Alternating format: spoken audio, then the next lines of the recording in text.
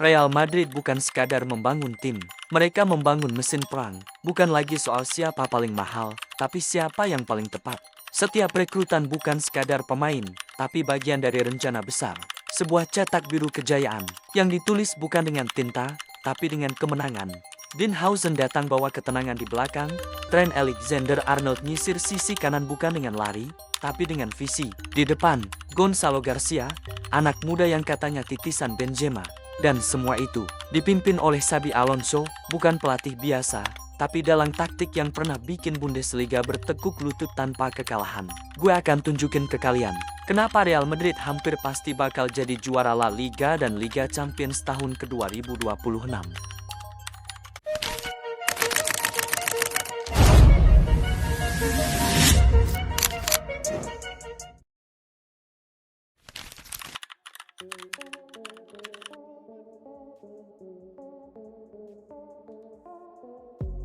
Di tengah hingar-bingar nama besar seperti Trent, Bellingham, atau Vinicius, Real Madrid ternyata punya satu harta karun tersembunyi di lini belakang, Dean Housen. Nama ini mungkin belum jadi perbincangan hangat di dunia sepak bola, tapi buat yang ngikutin perkembangan pemain muda Eropa, Dean Housen itu ibarat bek tengah masa depan yang udah siap sekarang. Dean Housen itu tinggi besar, hampir 1,95 meter. Tapi jangan salah, dia bukan tipikal bek yang cuma tackle keras dan sapu bola mentah. Tenang bawa bola, jago duel udara, suka main build up dari belakang, dan punya long ball yang bisa bikin winger langsung sprint ke depan. Kalau Xabi pakai formasi 3 back, Housen bisa main di sisi kanan atau tengah, dan dia bisa bantu progresi bola dari belakang. Jadi gak cuma ngandelin gelandang bertahan buat bangun serangan. Kenapa Housen cocok banget dilatih Xabi Alonso? Karena gaya Xabi Alonso itu butuh back yang bisa mikir dan bisa passing, bukan back yang cuma buang bola kayak lagi main tarkam. Xabi di Leverkusen aja bisa bikin Jonathan Tah dan Tapsoba kelihatan kayak back elit Eropa, padahal sebelumnya gak ada yang nganggep mereka sehebat itu. Sekarang bayangin dia punya pemain muda kayak Housen, dengan IQ tinggi dan skill mumpuni.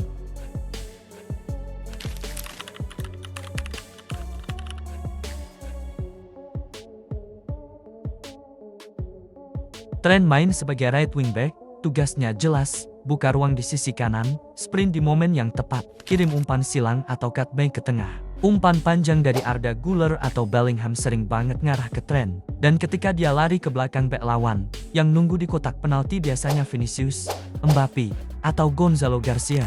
Kelebihan Trent yaitu sprint timing, dia bukan sekadar cepat, tapi dia tahu kapan harus sprint, gak boros tenaga, tapi tetap jadi ancaman konstan dari sayap. Umpan silang akurat, cross dari Trent masih jadi senjata andalan. Bedanya, sekarang lebih terstruktur. Dia gak asal kirim bola, tapi nunggu momen di mana penyerang udah siap. Koneksi sama Arda Güler, Arda sering banget narik perhatian bek sayap lawan. Lalu dia ngasih umpan vertikal ke ruang kosong di kanan dan Trent langsung nyambar. Duet ini bikin sisi kanan Madrid jadi mesin gol yang sulit dibaca. Xabi Alonso suka bangun serangan dari tengah dengan kombinasi pendek, tapi ujungnya tetap ada akselerasi tajam ke sayap. Dan Trent adalah ujung tombak vertikalitas itu. Dia jadi outlet ketika progresi tengah ke kiri terlalu padat. Jadi pelari yang bisa buka jalan dan kirim bola ke tengah dalam satu sentuhan.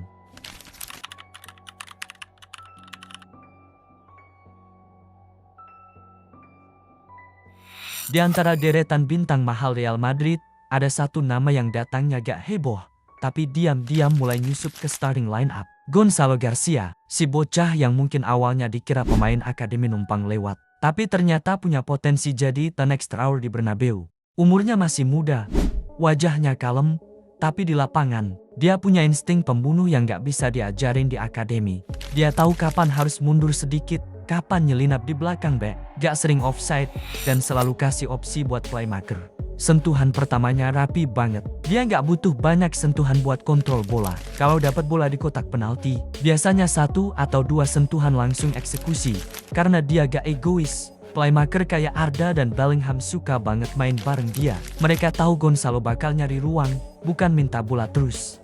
Dia bukan striker yang harus dikasih bola tiap waktu, tapi striker yang ngerti kapan harus muncul. Ini yang bikin dia beda dari banyak penyerang muda lain yang masih mentingin gaya ketimbang efisiensi.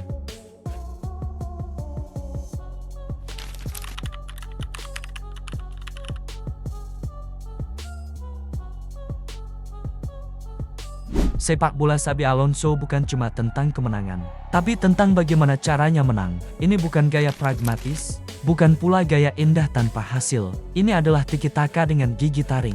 Ia memainkan formasi 3-5-2 dengan sayap yang bukan cuma lari-lari, tapi paham ruang, paham waktu. Bek sayapnya bukan pelari liar, mereka seniman garis pinggir yang tahu kapan menusuk, kapan menunggu. Bukan satu pengatur tempo, tapi banyak kepala yang bisa bikin musik. Güler, Bellingham, Tchouaméni, Trent. Mereka tak hanya mengoper, mereka berdialog lewat bola. Build up dilakukan dari belakang, tapi bukan untuk gaya-gayaan. Tujuannya jelas, menarik musuh maju, lalu menghantam ruang kosong di belakangnya. Formasi fleksibel, tapi semua tahu batasannya. Baik bisa naik, tapi yang lain langsung isi celah. Semua bergerak saling menutup, saling menunggu. Ini bukan tiki-taka ala Guardiola yang muter-muter di tengah. Ini tiki-taka versi peluru tajam. Operan pendek dilakukan cepat, tapi hanya untuk menuju satu hal, menusuk vertikal ke jantung pertahanan lawan. Begitu bola hilang, Madrid langsung rebut lagi. Gak pakai drama, gak pakai mundur. Karena buat Xabi, menguasai bola sama dengan menguasai waktu. Dan waktu adalah kemewahan yang gak boleh dikasih ke lawan. Xabi Alonso bukan membangun tim, dia sedang membangun ideologi, sebuah gaya main yang tajam, puitis, terstruktur, dan paling berbahaya dari semua logis. Karena setiap taktiknya lahir dari pemahaman paling sederhana dalam sepak bola. Jika kamu bisa mengatur posisi, kamu bisa mengatur dunia.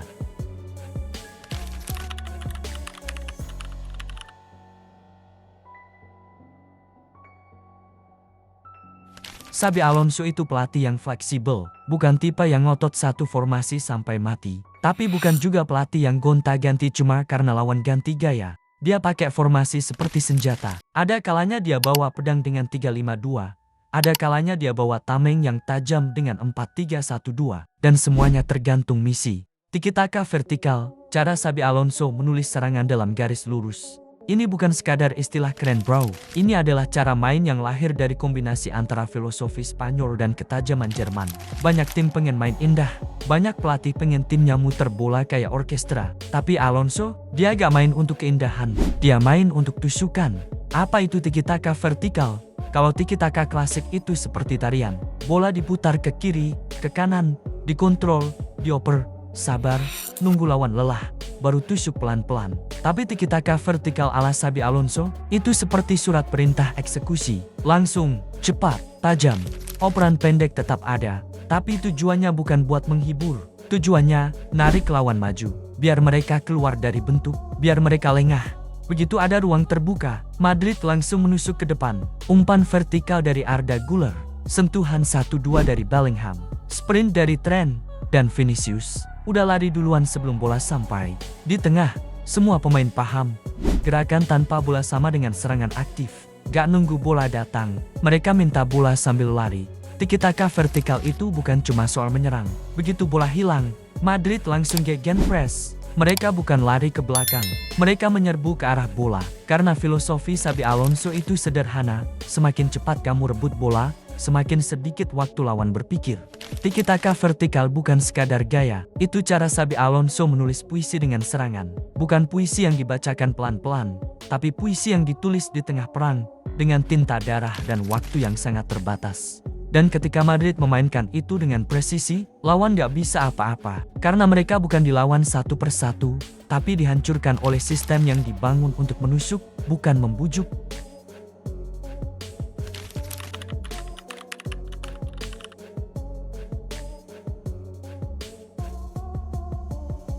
Kita tarik sedikit ke belakang, kita bahas asal-muasal magisnya Xabi Alonso saat dia masih jadi maestro di pinggir lapangan Leverkusen. Ini adalah kisah tentang klub yang dulu cuma jadi catatan kaki di Bundesliga, dan pelatih muda yang mengubah mereka jadi legenda. Sebelum 2023, Bayer Leverkusen itu hanya nama yang lewat, tim mediocre, pemainnya bukan superstar, stadionnya gak pernah bikin geger dunia. Tapi lalu datang Xabi Alonso, bukan dengan janji besar, bukan dengan uang triliunan, tapi dengan otak, filosofi, dan nyali. Musim 2023-2024, Bayer Leverkusen menorehkan sejarah gila, juara Bundesliga tanpa satupun kekalahan. 34 pertandingan, 28 menang dan 6 imbang. Sebuah rekor yang bahkan Bayern Munchen pun belum pernah lakukan.